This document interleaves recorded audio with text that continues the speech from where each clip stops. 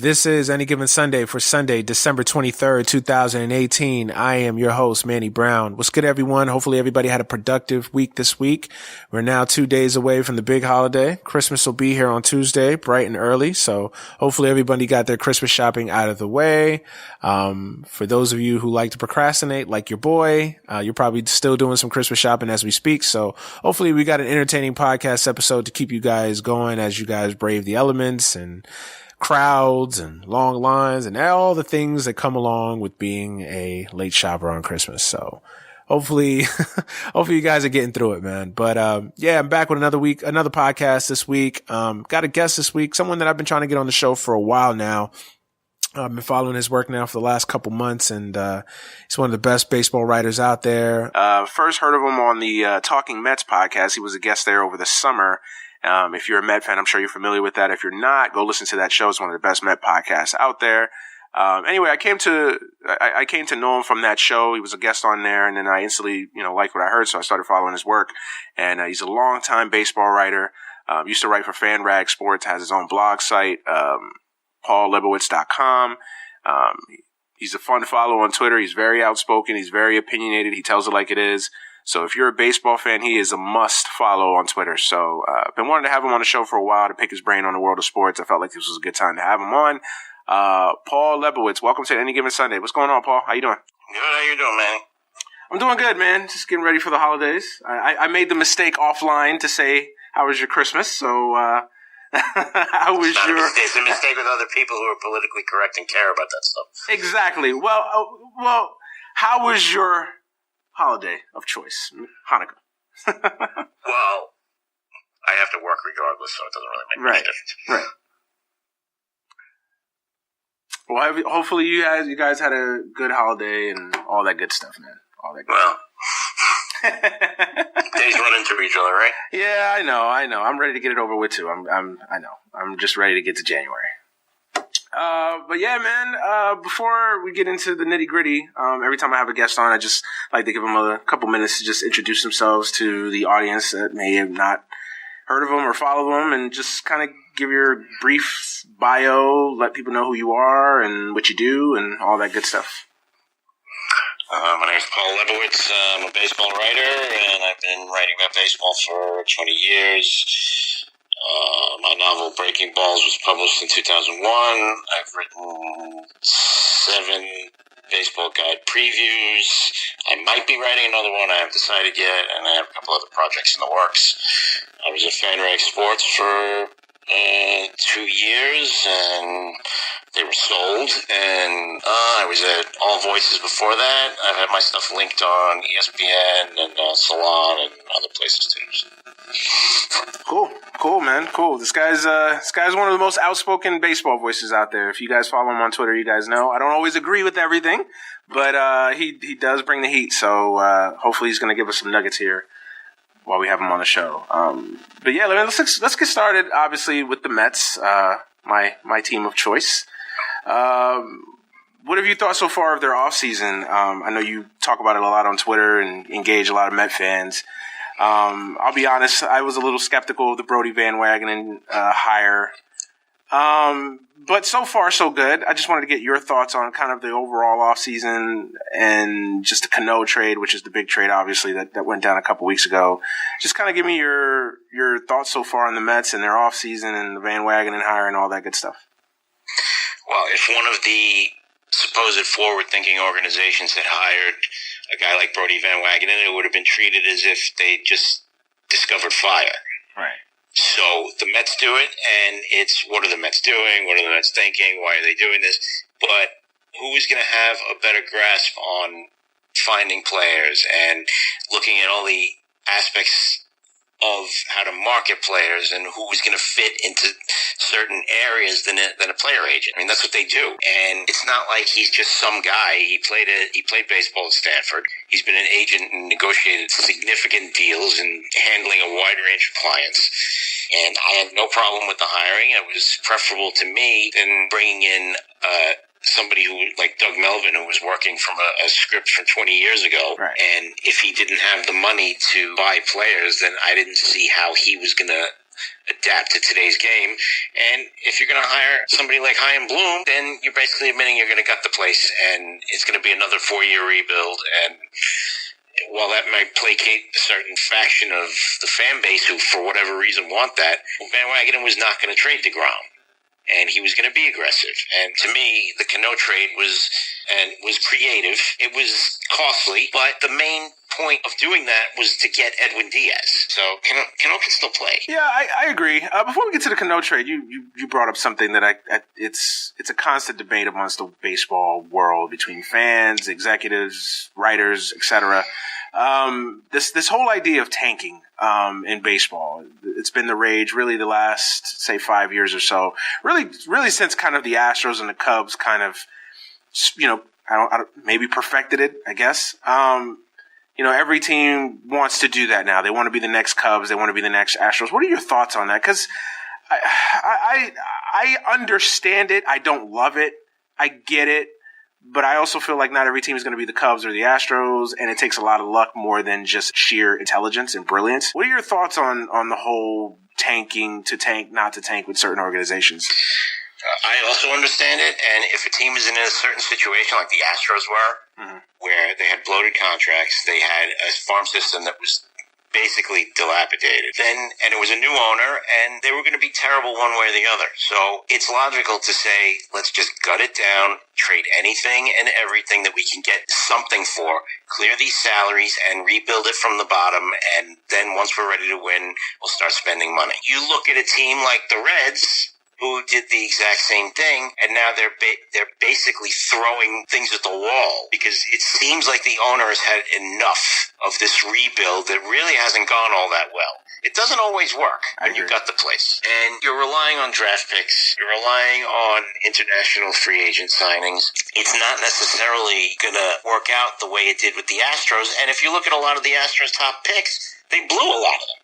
Yeah, Mark Appel, the main one, yeah. Mark Appel, the Brady Aiken, that was understandable. Aiken, They got lucky the next year, Bregman, but there were a litany of little tricks they tried to pull, like when they tried to sign Aiken at below slot, and then they tried to sign the other guys, and then it was all undone when Aiken was hurt and they couldn't come to an agreement. So it didn't. And with Correa, okay, that worked out, but he's been injured the last couple of years. It's not necessarily going to work out the way you think it's going to work out by just accumulating high draft picks. I don't like it. I'm sure there are ways that you can mandate that teams actually try. You could try a payroll floor, but I don't really see what you can do to force them to, like, quote unquote, try to win. A bad team is a bad team. Yeah, I agree. I agree with that.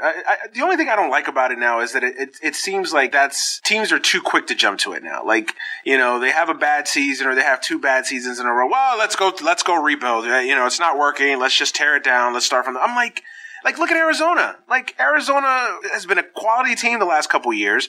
Okay, they had a setback last year, and they just decided. Now, I get it. A lot of that has been self-imposed because they gave Greinke that ridiculous contract, and they just basically have no money to sign anybody else, and they're not exactly a booming financial success in the area. I get that, but I mean, geez, after 1 year, you're just going to blow it up? Like, that's the only thing that I hate.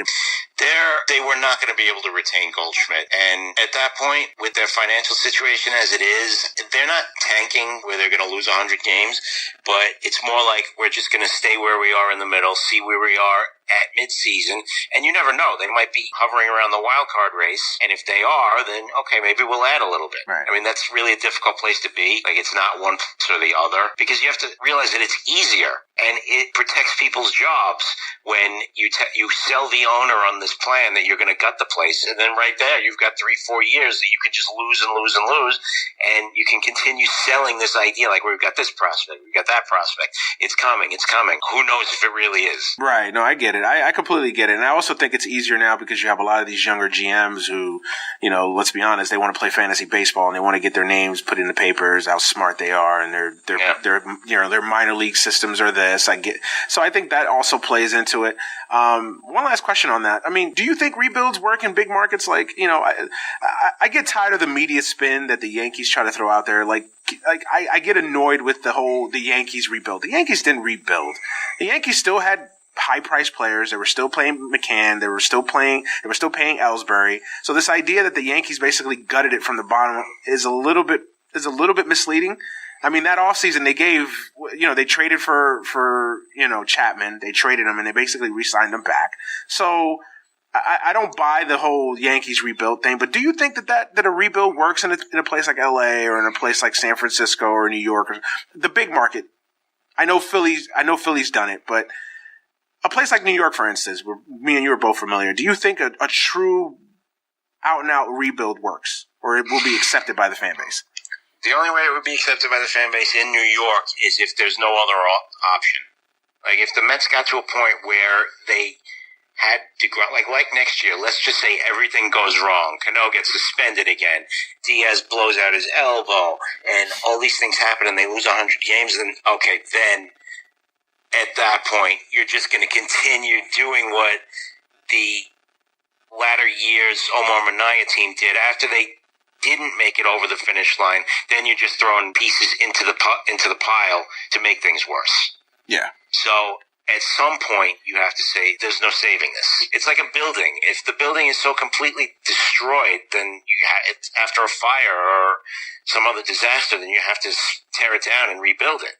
The Cubs got away with it only because of who they were hiring to do it. Theo Epstein came walking in. He was already a Hall of Famer when they hired him. So whatever he said and whatever he did was going to be okay because they knew his reputation would eventually probably get them where they wanted to go. The Yankees, I give them credit because they were able to stay over 500 going into seasons knowing that they probably weren't going to win. And it wasn't a rebuild, a full-blown rebuild, but as far as the Yankees go, it was a rebuild that they really weren't trying to win as they did over the past 20 years of every year was either a World Series or it was a failure. They knew before the season that they probably weren't going to win the World Series. Right. And a lot of that credit goes to the manager they fired, Joe Girardi, that he kept them above water. And in 1 year, he got them to the playoffs. How, I don't know. No, I get it. And I agree. I don't know. I just think that the media loves spinning it to placate Yankee fans and Brian Cashman and say, oh, they went through this laborious rebuild. Like, it's a storyline they're trying to sell. It's to say a team with a $200 million payroll is rebuilding. I mean, it's a little shaky. Yeah, and that's what annoys me. And granted, I'm a Met fan, so anything that's done to kind of extol upon the greatness of the Yankees will annoy me anyway. But I mean, that one's just a little like, okay, that's far fetched. Like, come on, like even you guys know this is BS. But whatever. Let's get back to the Cano trade. I didn't mind the trade. It grew on me. The only thing I didn't like about it was that I thought the Mets were dealing from a position of strength and were dealing from a position of having better leverage than the Mariners, because the Mariners had to get Cano off that roster if they were going to set this rebuild in motion. It's not like Cano was going to go anywhere else. You weren't trading, unless you were trading him to the Dodgers or, the Red Sox or somebody like that. I don't think Cano was going to waive that no trade clause to go anywhere else. So it was going to have to be New York. Either one of those teams. The Yankees didn't want him back. So the Mets had all the leverage in that situation. The only thing that annoyed me in the trade was giving up Kalanick. And not because I'm trying to, hoard prospects. I just kind of felt like it felt a little bit of an overpay. If you look at the trades, if you split the trade and look at it separately, they gave up what would be a reasonable return for Diaz with the young players. For Cano, that was just a salary dump. Right. So if you split it that way, we will give you Swarzak and Bruce, you give us Cano, and give us X amount of money to clear that. Then you look at the other trade. Diaz for Kalanick and done. Yeah. That's pretty much what you're going to pay to get a top-tier closer who's under team control. So if anyone's giving the Mets grief, you point out, look, as old as Cano is, he's 36, he's still going to be able to hit. And as far as the second base market, he's the best. He was the best, money aside, he was the best available second baseman. So they got the best available second baseman, and they got the best available closer. Kalanick he's 19 years old, and people are comparing him. You hear this, well, what if he becomes Mike Trout? Hey, you know what? God bless you if you become Mike Trout. Right. What are the odds of that happening? And then they're saying he's Brandon Nimmo-like. Okay, Brandon Nimmo was drafted out of high school, and it took him 7 years to establish himself in the big leagues. Are we now waiting to 2025 with this kid, who might not even get out of Double-A? We don't know. So he's 19 years old. I hope he makes it, but they got a top-tier closer for him, and they're trying to win now, and it's worth the price. Right. No, I get it, and I'm not as outraged as other Met fans about the Clan. I was a little annoyed because I kind of felt like it was an overpay. The only issue that I have with the trade is, and again, it's cynical Met fan. It's traumatized Met fan is, what is Cano going to be at age 38, 39? The Mets have a tortured history of getting guys past their primes that do nothing in Queens. And I think most Met fans are saying, okay, here we go again. Okay, he'll be good for 2 years, and then we still have him for 5 years. So we have him for 3 years after that. What is he going to be in those 3 years where he's barely hanging on? And we don't know that. For all we know, Cano plays great till he's 41. Very, very possible. But we don't know that. And looking at the history of the Mets, something tells me that he's probably not going to be much after age, 38, 39 at best? To me, you worry about 2021 and 2021. If Cano is that guy who, at 50, he'll still be able to hit, he'll still be able to alter his style to be able to catch up to pitches that he can't catch up to because of age anymore. And by then, there might be the DH in the National League. We don't know. We can't predict right 2-3 years from now. And if they were serious about getting better immediately, then Cano at 36, who was still with the suspension, was very good last year. And before that, he was very good for the Mariners. His numbers, if you look at them, they're consistent from the time with the Yankees through the time with the Mariners. And he's going to play. He might even run 65% to first base on ground balls as compared to his 30% that he usually runs because he's so happy to be back in. He was desperate to get out of Seattle. No, I get it, and and that's my thing. I think he'll be good for 2 years. I can see him being good for 2, maybe even 3. I just dread what he'll be. Let's just say we live in a world where there isn't a DH in the National League yet, and what is he going to be at 38, 39, 40? And that's the issue that I have. But I don't knock them for making the trade. So, to me, every team has terrible contracts. Every one of them. You figure it out. The Dodgers just cleared Kemp's contract. The Mets have some guys in the front office now specialize and are able to come up with these innovative ideas like the Dodgers do to clear salary. So at that point, figure it out. No, I get it. I get it. What was your thoughts on the whole JT Realmuto pursuit? Did you ever buy that Syndergaard was going to get traded in any kind of a 3-way trade? I think Syndergaard is getting on people's nerves in the Mets organization, and that stems more from his personality than it does any concerns about injury. I mean, he's the only one of the group who hasn't had Tommy John surgery, so I think that's a lingering fear that eventually his elbow is going to blow just out of sheer reality.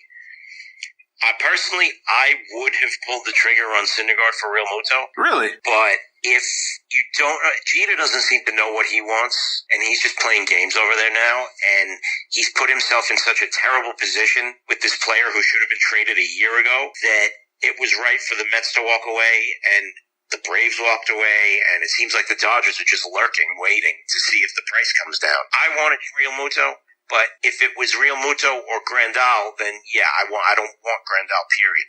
Realmuto or Ramos, who the Mets, they played poker and they made it seem like they didn't have any interest in him at all, and that's who they ended up with. That's fine with me. And especially on that deal, 2 years, it's great. Yeah, no, that was a very, very reasonable deal for him, because if he's healthy, he's going to hit. We know that. It's just a thing with him is just staying healthy. I think with Jeter, I think he's trying to save face. I really do. I think because of the bad deals that he made for Ozuna, the bad deals that he made, especially for Yelich, I think he's trying to save face. I think they're trying to say, you know what, we're not going to get bamboozled again like we did last year. So that may have something to do with it. But you brought up the point of Syndergaard getting on people. Why is that? What have you been hearing, or just through the tea leaves or grapevines that Syndergaard is doing? Because to me, they seem pretty anxious. I don't want to say anxious to get rid of him, but so easily willing to get rid of Syndergaard, who's a guy who, let's be honest, who has, injuries aside, has been great for the Mets and hasn't even scratched the surface of what he can actually be. You can look at it a couple of different ways. If you want to get big value back, then he's a guy that you have some depth in the starting rotation that you can move him and bring back a huge return. You could also look at, he did miss time last year. He missed almost the whole season the year before. And you could get the sense that, like with Matt Harvey, there could be a little bit of too much enjoyment of the nightlife in New York, that they don't want to fall into that trap again by placating him, and then waiting too late to get nothing for him. Right. Now, I don't know that with Syndergaard, but and Brody Van Wagenen was his agent, so if there are things that they are concerned about, you're not able to just come out publicly and say it, that we're worried about his off-field lifestyle. Because to me, when Matt Harvey was pitching great, hey, chase models, drink, do whatever. Once Matt Harvey's not showing up at the ballpark, that's a telltale signal that there's something going on that is a major problem. And they waited too long to get rid of him, probably because he was so popular with the fans. I didn't see any harm in listening on Syndergaard, and if the deal was right, I would have moved him, but he's very popular with the fans, and if he's healthy, he's great. Maybe and he didn't seem all that bothered. He seemed to be joking about the trade rumors. If he's out there, there's a reason for it. I agree.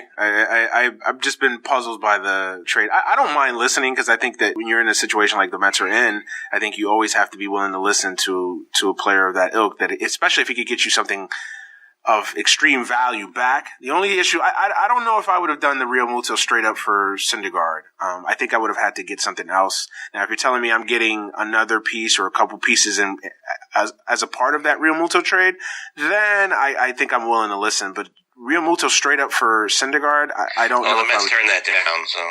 Yeah, well, yeah, I wouldn't have done that trade. I don't think that. I mean, as much as I like JT Real Muto, I don't think. We don't know how far along they were with Ramos. Yeah. Because it was always an Omar Minaya strategy that he would put 3 offers on the table for 3 catchers he could live with, and the first one to grab it was the one he got. Right. Like, he pursued, I think it was Benji Molina, and when Molina was waffling, he just turned around and traded for Paul Lebowitz. Yeah. So, if they had Ramos in the wings, and they had the framework of a deal, and they were still trying to get Real Muto, and the price didn't come down, then okay, that I understand. Because these are things we don't know. Right. So if you're telling me that, then I would have backed off from it. If Ramos had signed, and if they clearly didn't want Grandal. Thank God. So then, look, he's a stat personified, and it concerns me that the Dodgers really don't want him back. Well, if Austin Barnes is playing over you in key games in the postseason, then that should be the telltale sign of all things that this is not a guy to invest 3, 4, 5 years in. I don't think he's going to get 5, but they have 2 young catchers in the minors that are close to being ready, but they're not going to be ready next year. So I see them getting a catcher. They could even end up with getting Grandal back on a short-term deal, but I mean they don't seem all that enthusiastic about it. Yeah, I agree. I don't even see them getting Grandal back on a short-term deal either. I just think I think they'd probably be even willing to just play it out and just let Austin Barnes and sign some scrap heat catcher, and then just wait to the deadline or something to upgrade that position. So, so what do you think is next for the Mets then?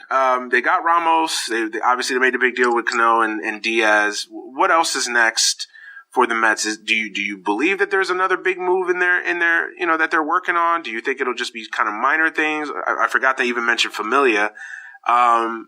What else do you foresee the Mets doing? And if you were the Mets, what else would you do? What they've gotten good at, it used to be years ago that everything would get leaked just to get a public reaction before they pulled the trigger on it. Mm-hmm. Now, with the Alderson regime, there were no leaks. Van Wagenen seems to... Stuff leaks out, then he turns around and does something completely different.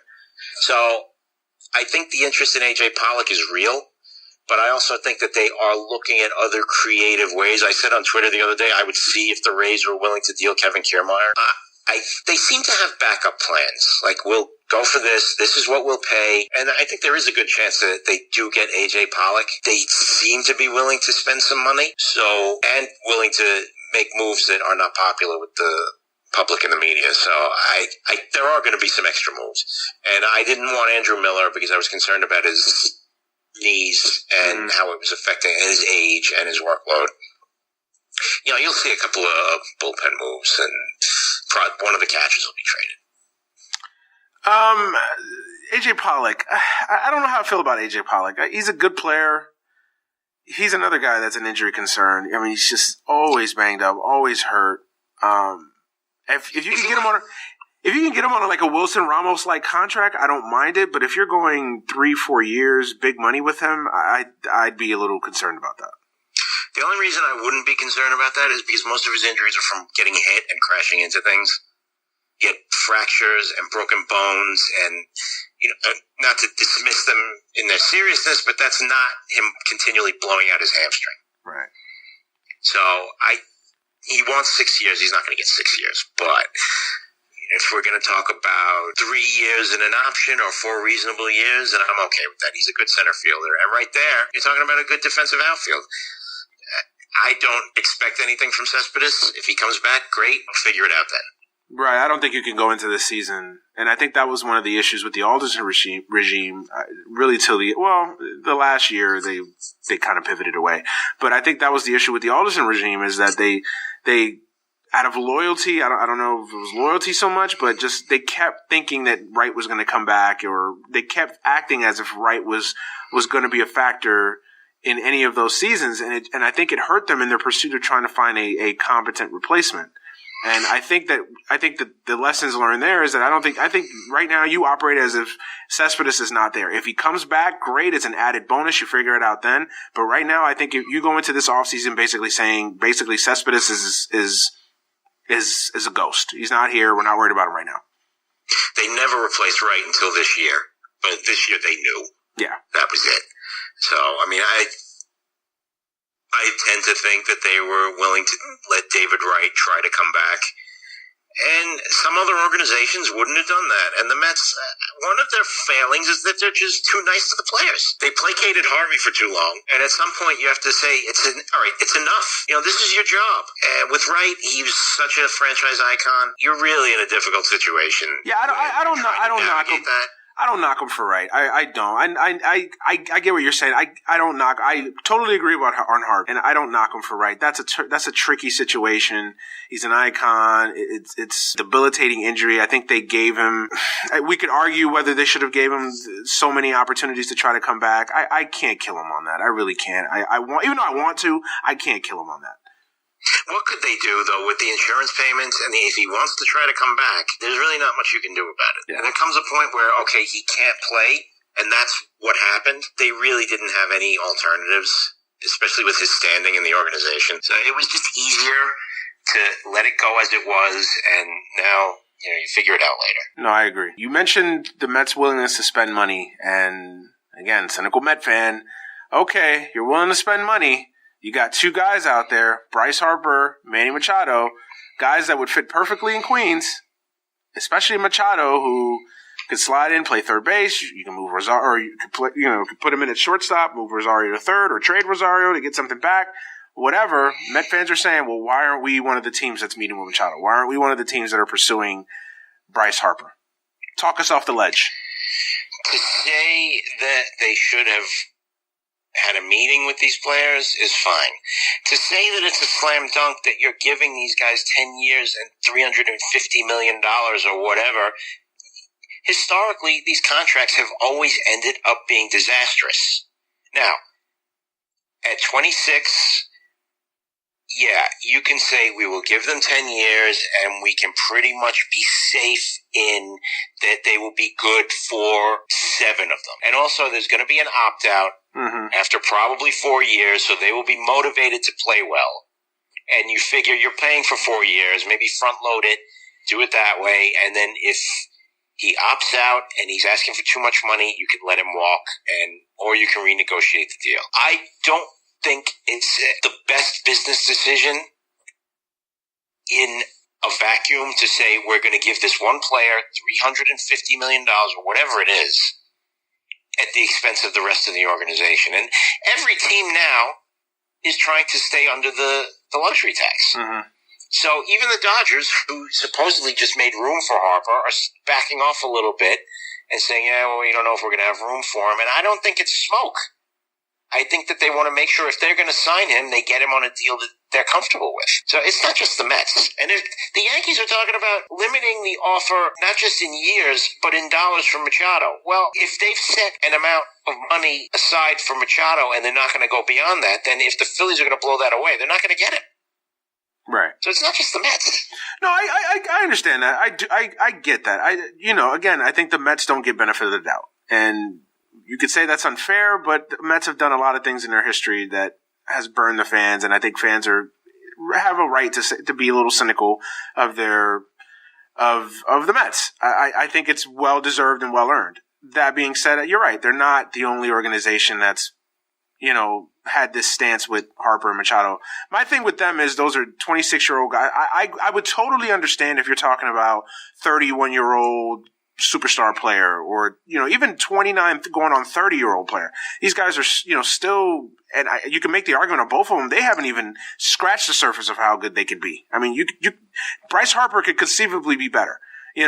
Machado could still be better at ages 27, 28, 29. So that's the only thing. Those guys are the only exception. If you look at Harper, though, in his free agent year, he had a year that wasn't particularly good.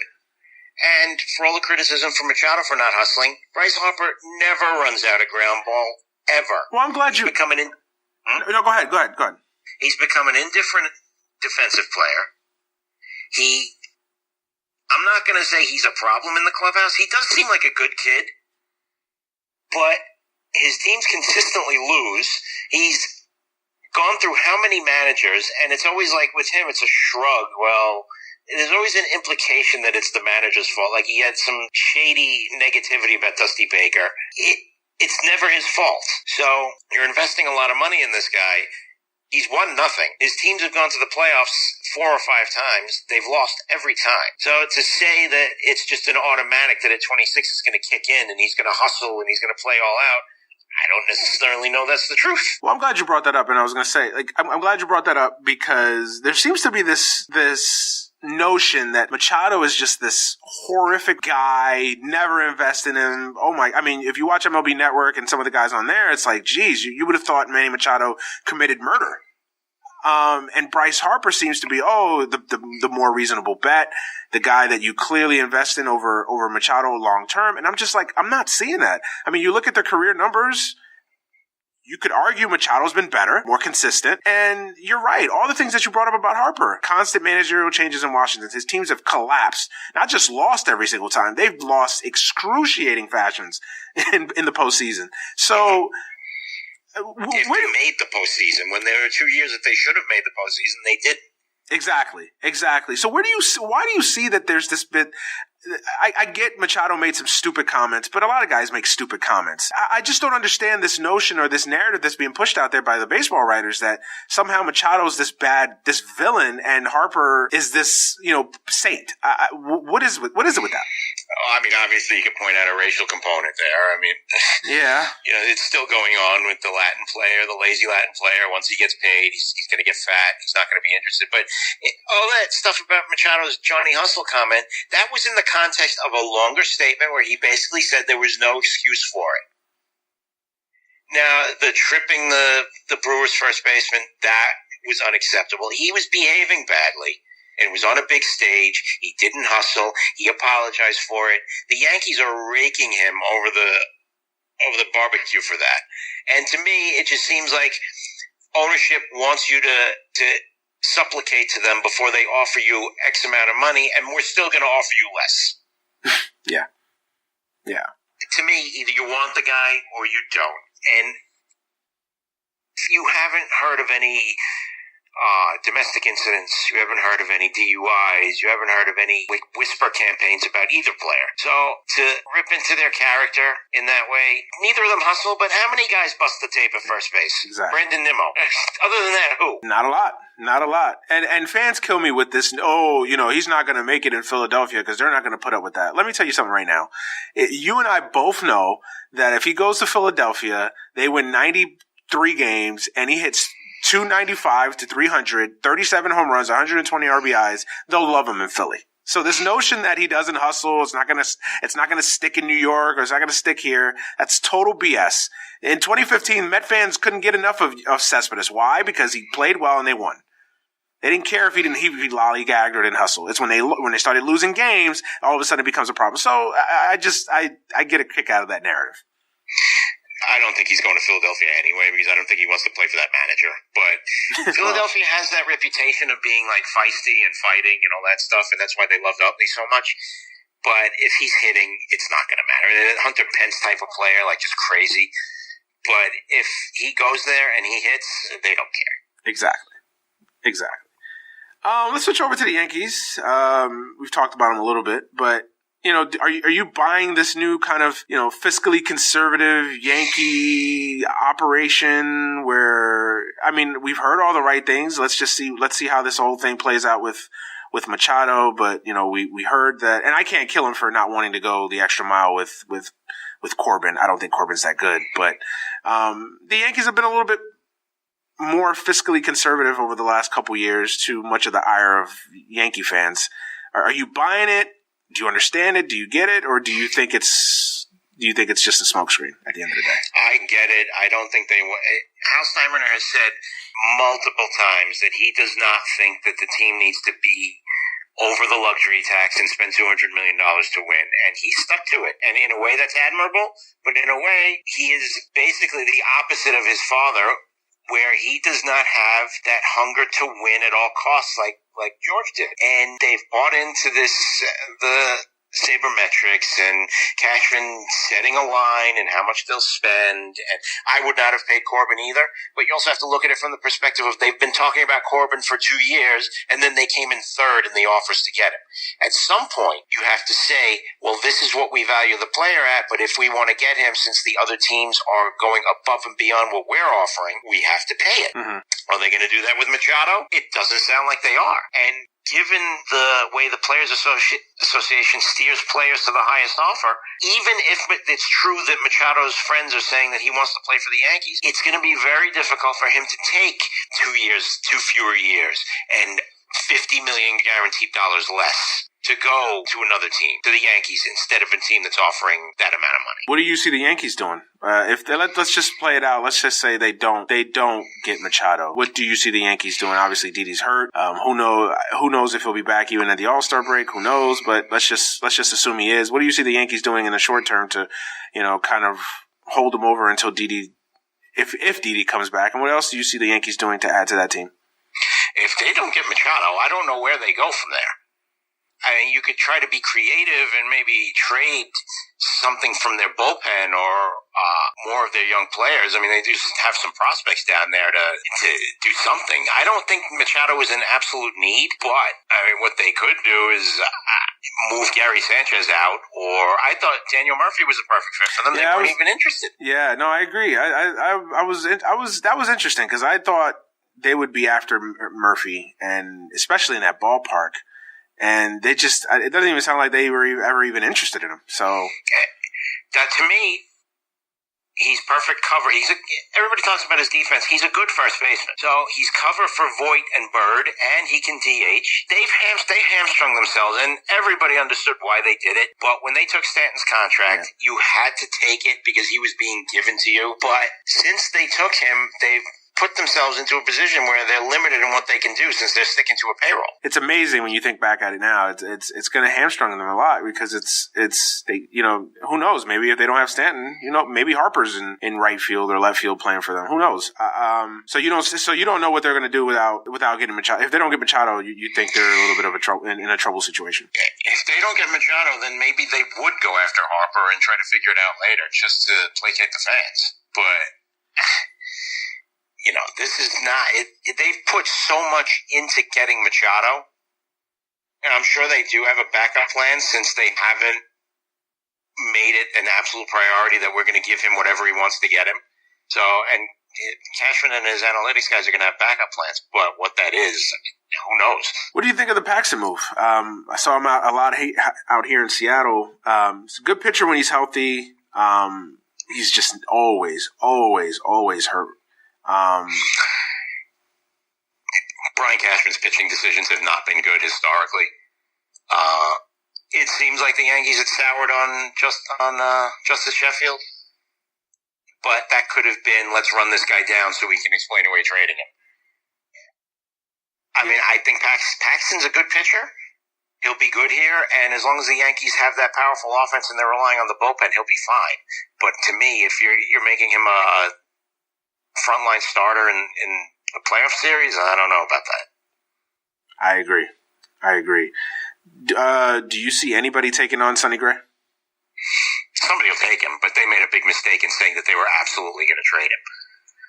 Yeah, but Cashman seems to like to hear his own voice, so that was not a wise strategy. But somebody will take him, and they might get a decent return for him, but they cannot bring him back. No, I agree. You can't bring him back. And now that you basically said you're going to trade him, you look bad by even, now, we're going to trade you, but no, we reconsidered, or we didn't get what we wanted, so now you're going to bring him back. That's an awkward situation.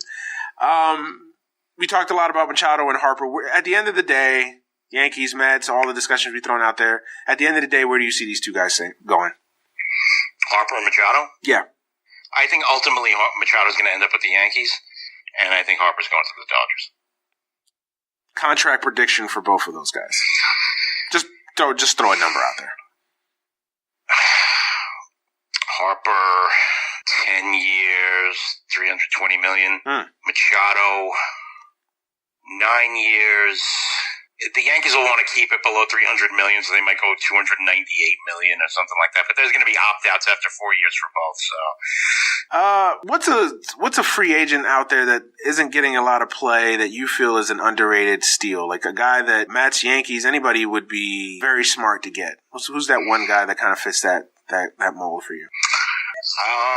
To me, Marwin Gonzalez is very useful because he can play all over the place. He'll hit a few home runs, and he can play short, he can play left field, he can play first base, and when you have a player like that, then you're always going to use him, and he's always going to get 450 to 500 at-bats and be productive. Yeah, I wouldn't mind Marwin Gonzalez for the Mets. I think he would help them. He's going to be too costly for the Mets. Somebody's going to sign him. Yeah, plus, I know. There's going to be more playing time for him elsewhere. Right now, I don't think the Mets have a lot of room for him to play if everybody's healthy. Yeah. That is true. Although, yeah, you're right. You're right. What is your thoughts on this Cuba agreement or this Major League Baseball agreement with the Cuban government about allowing players to legally now defect into the major leagues? I think it's about time. It's been such a dangerous situation for these players to try to get out, and it will benefit them to be able to go home and see their families and not have to just abandon them to go through these risky go-betweens to get out of the Cuba and then owe all these people money and be threatened like Puig was. Mm-hmm. So I think it's a positive. It hasn't gone through yet, but if it does, I think it's a beneficial strategy. If the Yankees, for some reason, fall short again this year, do you see Aaron Boone in any kind of trouble? The only way these managers are going to be in trouble is if they're going to bring in someone who is going to do something so drastically different. But Cashman was so desperate to have control over what the manager does that it was the same thing with Dave Roberts. People wanted Dave Roberts fired. You're going to bring in somebody who does exactly what Dave Roberts does. So what's the difference? Right. Boone came in, he's working cheap for the opportunity, and that was it. What about across town with Mickey Callaway? I think the Mets had better get off to a good start, or Joe Girardi will be managing the Mets by May. Well, your lips to God's ears. Are you high on Callaway when they hired him? Were you high on? I don't remember. I wanted them to hire him. I wrote a blog post for FanRags saying that he was the pick. I mean, I know you had I liked how the team played hard for him in the second half. That stuck out for me. They played better in the second half. They didn't, because that team could have easily lost 90 plus games and it could have been a disaster, but they stuck with him. So I think that if you want to give them one positive, I think that's a good thing. And the pitching. And the pitching did progressively get better throughout the year. But they did him no favors by not giving him an experienced bench coach. So now he's going to have an experienced bench coach. He's going to get every opportunity with a better team next year. But there are these gaffes that were pretty much inexcusable from the beginning.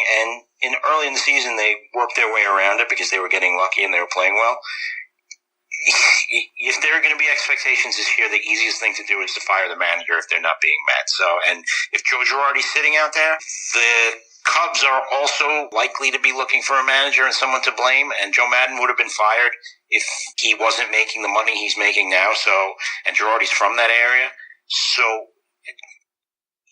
get off to a good start. That's what I would advise Mickey Callaway. I'm glad you brought that up. What's with the whole Joe Maddon thing? Because, I get it's been 2 years since the championship, and this past season's performance has been a little disappointing, and I know Joe Madden isn't exactly Casey Stengel. But wow, I'm shocked that relationship between him and Theo is kind of taking a turn like that. What are you hearing? What do you know from that situation? Why are they so willing to just let him go all of a sudden? I think his personality is such that he starts to get on your nerves after a couple of years. And with someone like him who has gone from being this likable sort who was a baseball lifer and finally got his opportunity in Chicago, he's become a different person. And once the ego gets in the way and, some of the silly things he was saying at the winter meetings, like he's literally reading a book of dealing with millennials for dummies. I mean, like that's implying that it's not his fault. Yeah. So to me, it's like people growing apart, and he's making a lot. I don't know why they gave him that contract, but well, you know why. He had all the leverage. He found the loophole in his contract. Didn't. Where was he going? They gave him that money because I didn't understand why they gave him that money to begin with. Well, where was he going to go? They'd had the deal in place beforehand, apparently. Oh, really? Well, I don't know. I always kind of felt like he had the leverage because, he was still with Tampa. He found a loophole in his contract that allowed him to opt, to pursue other things. He'd had the back deals with the Cubs. I think maybe some other team wouldn't have gave him the contract that they gave him, but I think he had Joe Madden, for whatever reason, is a sexy name. And I think some organization would have sold themselves on, we got a chance to get Joe Madden, especially for a young team. We got to jump on that. So, The problem was many teams weren't going to do what the Cubs did and fire the manager they had in place to stick Joe Madden in there. Yeah. So they had a manager under contract, and they fired him for Joe Madden. Now, look, Rick Renteria is not Joe Torre here, but that wasn't fair that he was fired that way. Yeah, that wasn't right. They paid Joe Madden. They gave him a bonus when he won the World Series, which is all fine. But to me, it just seems like they're tired of hearing him in every possible aspect. And if they do fire, outside of Girardi, do you see them going with one of these extension of the front office guys, or would they bring in another manager of that ilk? It depends who's making the call. If it's ownership, then it's going to be Girardi. If Epstein wants someone, you can find a good young manager, but I don't think they're not going to go old school. Teams don't do that anymore. So you don't see the Sochas of the world or guys like that ever managing again? It's really difficult for those guys. The game is kind of changing slightly, that since everybody has the same numbers, then you're going to have to start having managers who go more by feel than they do by statistics. Socha's going to want some say-so, and he's going to want money, and they don't want to pay the manager, and they don't want to give him significant voice. So it's going to be hard for him. And one final question. I know you don't care about the Hall of Fame. You're not a big Hall of Fame guy. But what was your thoughts on the whole Harold Baines thing? Because I ranted about it last week. I just couldn't believe they put that guy. I wasn't so mad about the Harold Baines himself. The committee. The committee that, you can't have a committee with Reinsdorf, with LaRussa, with Alomar, guys that are connected. Put their buddies in. That's fine. But to me, if you look at his offensive numbers, he was a very, very good player. And he did have some Hall of Fame credentials. But then you get into the whataboutism. And once he's in, Edgar Martinez has to be in. Albert Bell has to be in. And then you start getting into guys who were forgotten, like Keith Hernandez. Absolutely. Don Mattingly, Steve Garvey. Where are they in all this? And eventually, if they start making it more of a, this guy has to be in, then that guy has to be in, then it's going to water it down even further. Yeah, I agree. I just ranted about it completely. The committees would upset me because I'm like, the Hall of Fame is not going to collapse because Harold Baines was elected. No, it's not. But I think it rubbed a lot of people the wrong. And look, the writers have put guys that they liked in for years, so it's not the first time. And the Veterans Committee before that as well has done favors and backhanded deals. I get that, but I don't know. I think this one just seemed to stink from the beginning. And then, of course, you got LaRusso on High Heat with Mad Dog, just basically in this condescending ass tone. Well, I know baseball and guys. Well, I mean, if you're talking to Chris Russo, I mean, that's the only way to talk to him. I like Russo. Lay off Russo. But, LaRusso, I mean, with his, overly sensitive, the same shtick. Well, I managed for 20, 30, 40 years, so I know and you don't. So I think that's what really rubbed people the wrong way. It's just kind of like, dude, you did your buddy a favor. At least be real and come out and say that you did that instead of just making it sound like you did this totally impartial, unbiased, fair assessment of guys and you put Harold Baines in the Hall of Fame. Tony La Russa is an old guy who, in his heyday, was seen as the paragon of innovation, and now he's seen as a dinosaur, and he doesn't like it. And that's why he took the job with the Diamondbacks to be the chief baseball officer, because he wanted to go head-to-head with his nemesis from the Cardinals, Jeff Luhnow, and he embarrassed himself. Yeah. So that's not going to change. What is he, 75 now? These guys are, and they're fiery competitors, they're former athletes, they're not going to back down. Yeah. All right, Paul. Well, I'd like to thank you for giving me some time here on this week's show. Before you go, man, just plug your social media, plug any work that you got coming up. Let everybody know where they can find you and read your work. Oh, well, I've been posting on my blog for a while, but if you want to follow me on Twitter, it's Prince_of_NY. So I put most of my baseball stuff there, and I will keep everyone posted if I'm writing the new baseball book this year, and if I do, it'll be available around March. Cool. Paul Lebowitz, paullebowitz.com. Go check it out. Follow him on Twitter. The guy brings the heat. It's a very informed guy, so check him out if you're a big-time baseball fan, and read his work. Paul, thank you again for joining me on the show, man. All right, Manny, thanks. Appreciate it, man. Okay.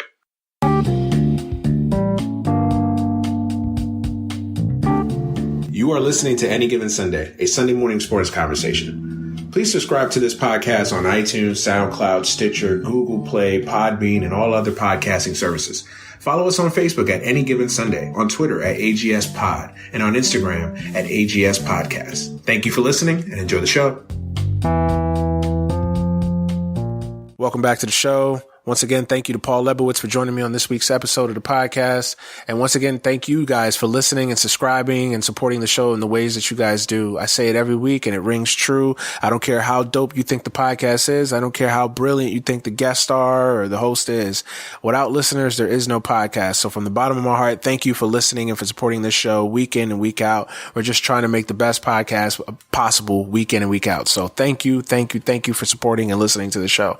As always, you can follow us on Twitter, AGS Pod, on Instagram, AGS Podcast, and on Facebook at Any Given Sunday, and of course the Facebook fan page, AGS Nation. Follow me on Twitter at themanuelbrown, and follow me on Instagram at themanuelbrown. And of course on Snapchat, MannyBro15. I forget to plug my Snapchat. Follow me on Snapchat, MannyBro15, man. Thank you for supporting the show. Before we get out of here, I just want to say Merry Christmas. Please be safe out there. Enjoy y'all Christmas with your families, friends, whatever, however you choose to celebrate Christmas. Please be happy. Please be safe. And happy holidays to everyone else that may not celebrate Christmas. Happy holidays to everybody else, man. Thank you for listening to the show. I'm still debating on whether we're going to do a show next week, a year-end review type of show. We'll see. I haven't confirmed anything yet. If anything, it'll probably just be me talking, boring y'all to death again, talking about something that comes to my mind. But, either way, I'll keep you guys posted on social media. Once again, thank you. Happy holidays. Merry Christmas, everybody. And we'll see you next week on the podcast.